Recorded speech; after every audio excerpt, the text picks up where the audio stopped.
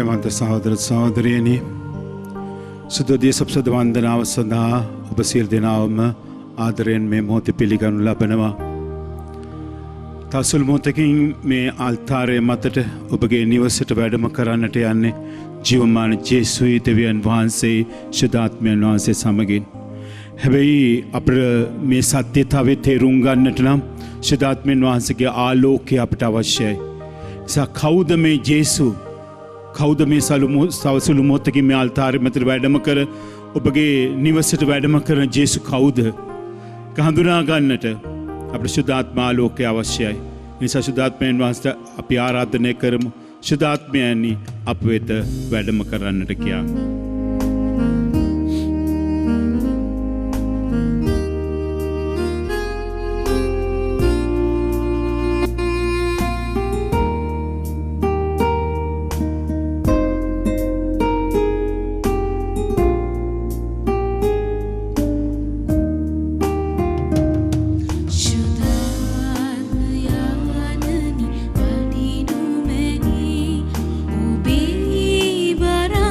Regi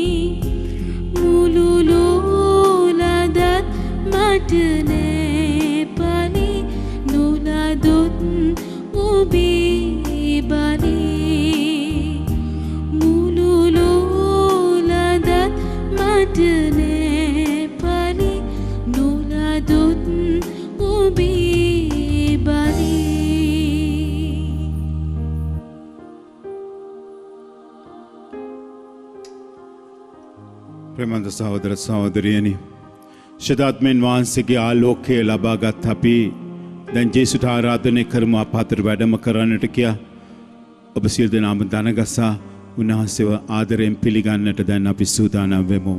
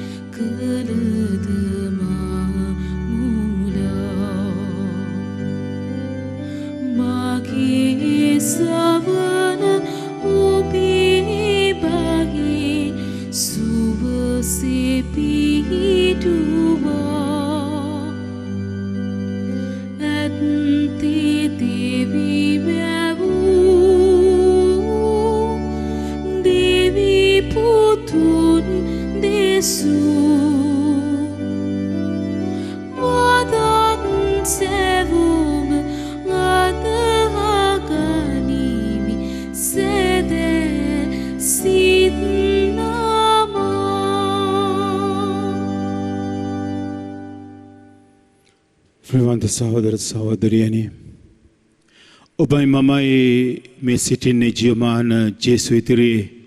ජේසු කියන්නේ දෙවියන් වහන්සේ. මොනතරම් වාසනාවක්ද ප්‍රේමන්ත සහෝදර සහෝදරියනි මේ මොහොතේ ඔබයි මමයි ලබා තිබෙන්නේ. ජේසු ඉදිරියේ පෙනී සිටින ලැබීම, මහෝත්තම එකම දෙවියන් වහන්සේ ඉදිරියේ පෙනී සිටින ලැබීම මොනතරම් වාග්යක්ද. ජේසු දිහා බලාගෙන පළමුවෙන්ම ස්තුතියි කියලා කියමු. මේ මහඟු වරප්‍රසාදය ඔබටයි මටයි දුන්නාට, ඔබගේ නිවසට මේ ජේසු වැඩම කරලා තිබෙන මේ මොහොත මොනතරම් ආශ්චර්යමත් මොහොතක්ද ප්‍රේමන්ත සහෝදර සහෝදරියනි. උන්වහන්සේට හදවතින්ම ස්තුතියි කියලා කියමු, ප්‍රශංසා කරමු. අපි වගේ පෞකාරයන් අතරට වහන්සේ මේ ආකාරයෙන් ජීවමාන වැඩම කරවීම ගැන සුළු මොහොතක් අපි ජේසු දිහා බලාගෙන සිටිමු. දේශප්‍රසාද වන්දනාව තුළ පුදුමාකාර ප්‍රාතිහාරයන් සිදුවෙන්නේ ප්‍රේමන්ත සහෝදර සහෝදරියනි. එනිසා නිශ්ශබ්දව ජේසුගේ හදවතයි ඔබගේ හදවතයි එකට එකතු කරගනිමින් අපි සුළු මොහොතක් ගත කරමු.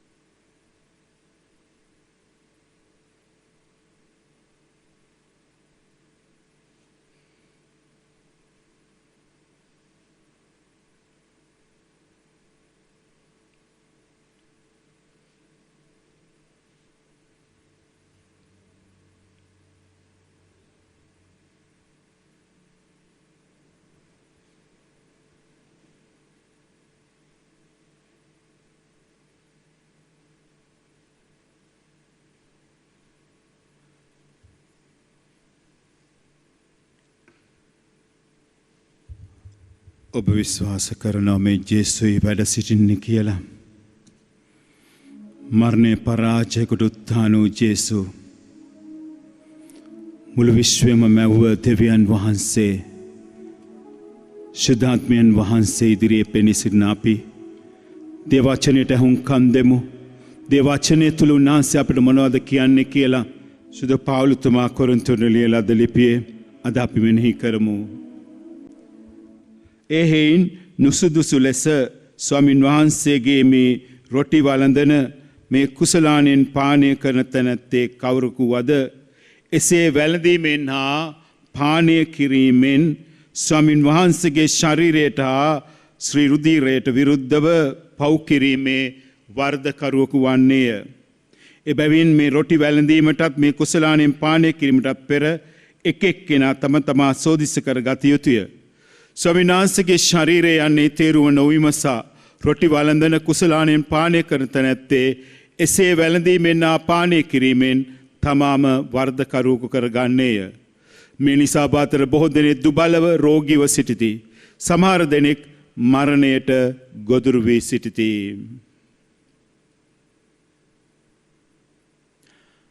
වාඩිවන්න ප්‍රේමන්ත සහෝදර සහෝදරියනි, වෙන කවරදාකටවත් වඩා සුදෝදේ සප්සාද වහන්සේට තියෙන ගෞරවය ආදරය ක්‍රමක්‍රමයෙන් අඩුවීගෙන යනවායි කිව්වොතින් මම හිතන්නේ නිවැරදි. සුදෝ පැය තුන්වෙනි පැය කාලයේදී අපි මෙනෙහි කරනවා මොකද උන්වහන්සේ කියන්නේ තුන්වෙනි පැය කාලයේදී මිනිස්යන්ට මෙබ්බන ප්‍රේම කලාව හෘදය බලනු.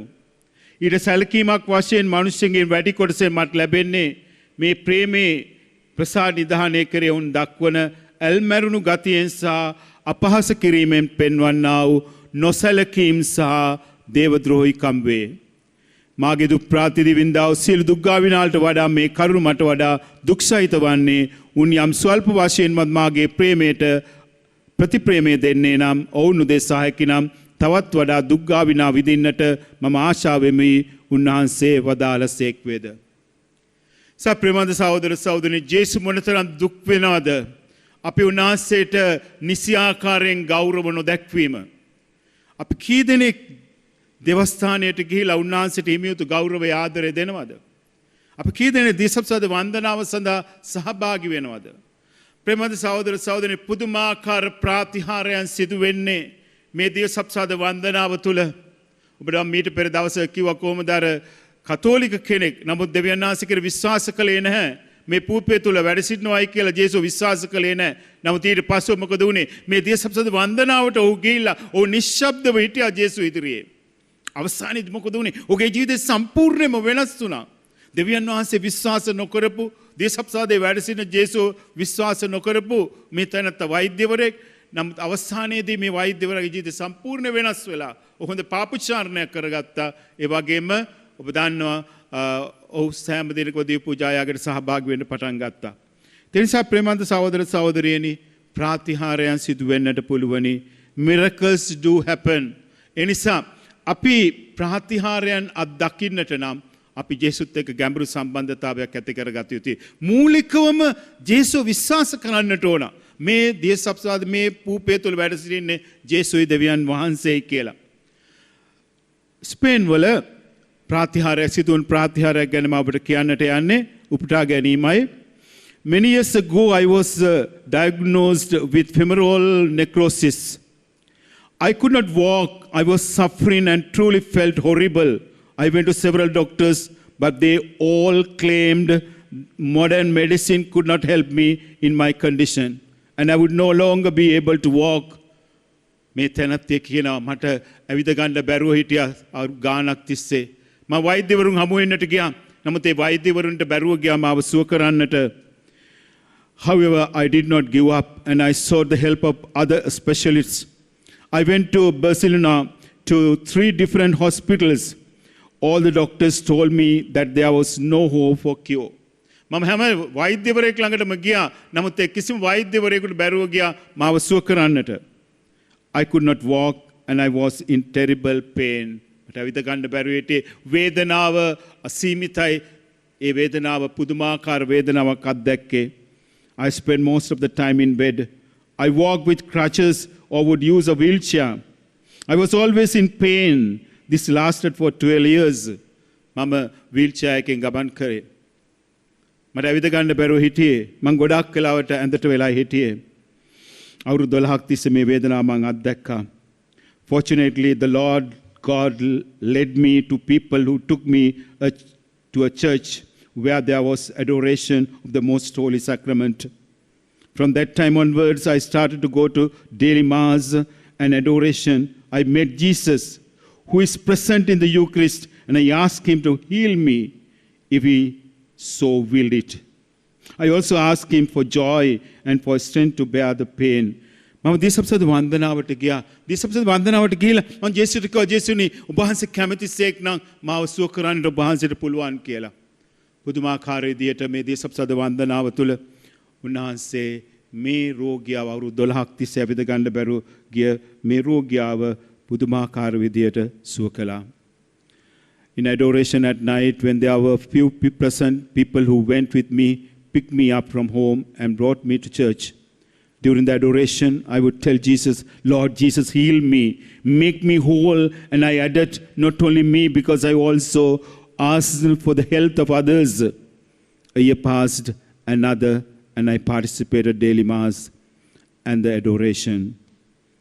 I experienced very real ways that His infinite love is the best medicine for all physical and spiritual illnesses. However, one must first be open to His love by taking part in daily Mass and adoration.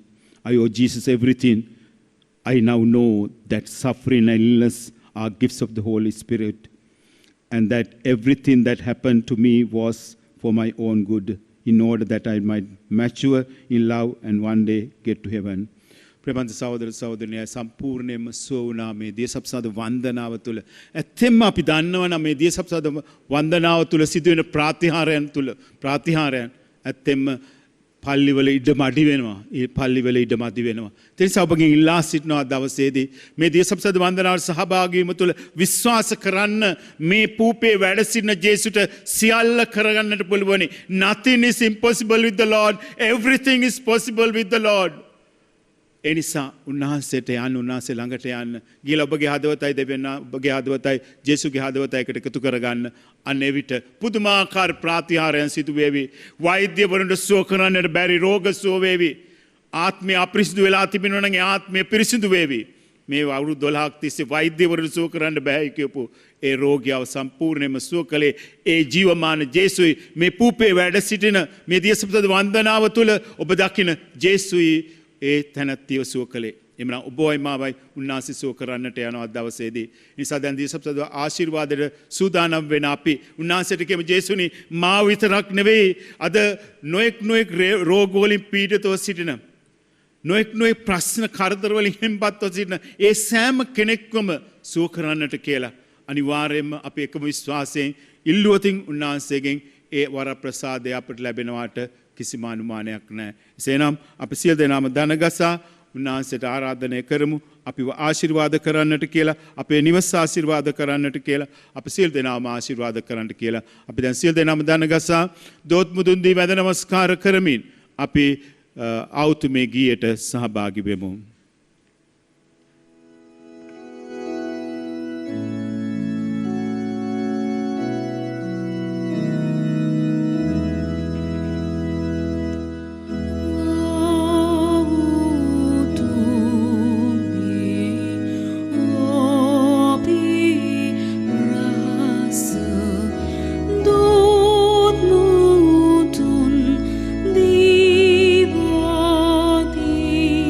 Ooh.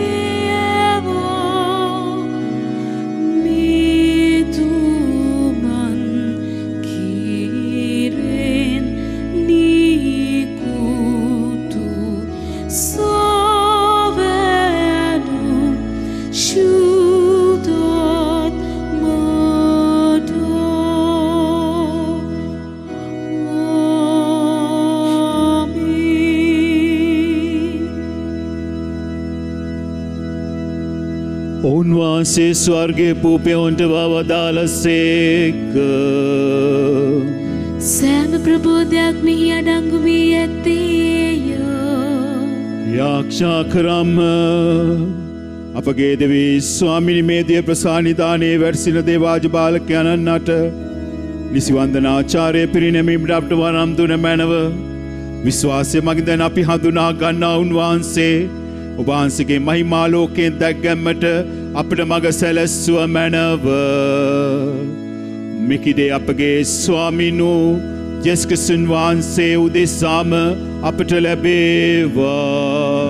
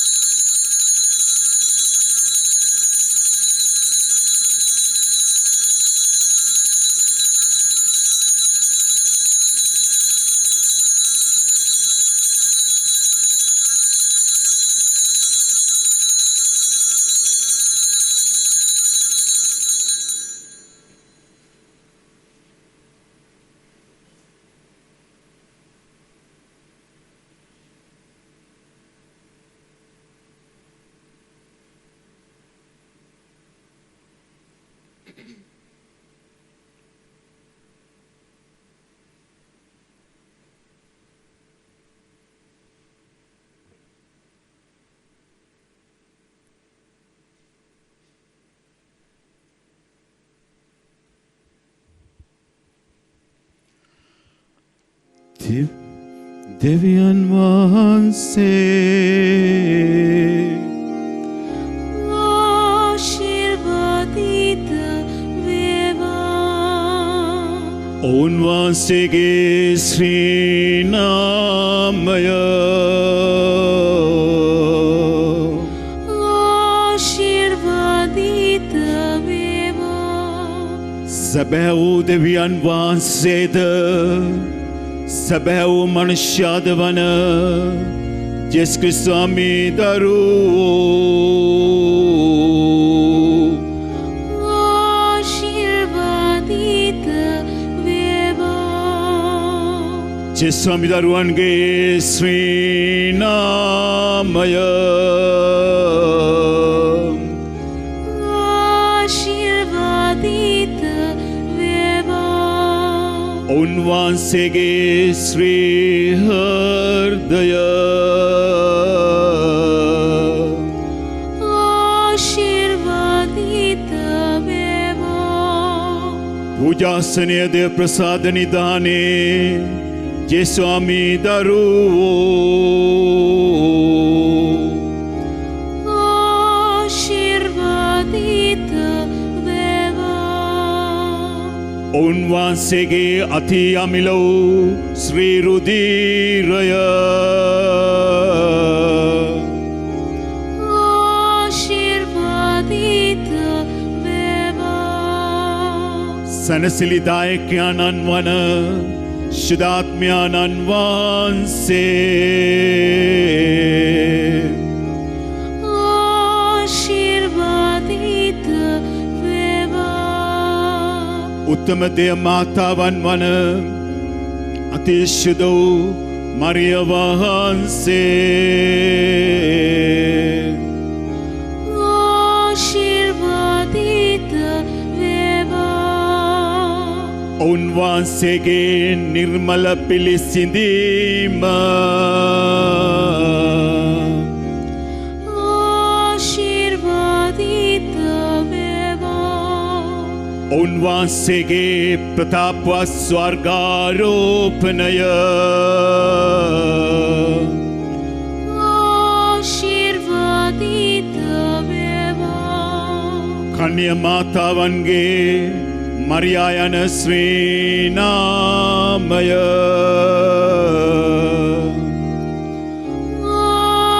ආශිර්වාදිත වේවා. උන්වහන්සේගේ පුරුෂත්වවත් පතියෝ සුදෝ ජොසේතුමා ආශිර්වාදිත වේවා. දෙවියන් වහන්සේ තමන් දූතයන් හා ශුද්ධවන්තයන් කෙරෙහි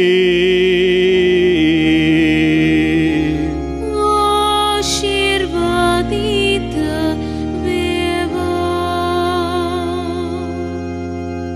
දොත් මුදුන් දිවැද නමස්කාර කරමින් අපි ගීතිකාවට සහභාගී වෙමු.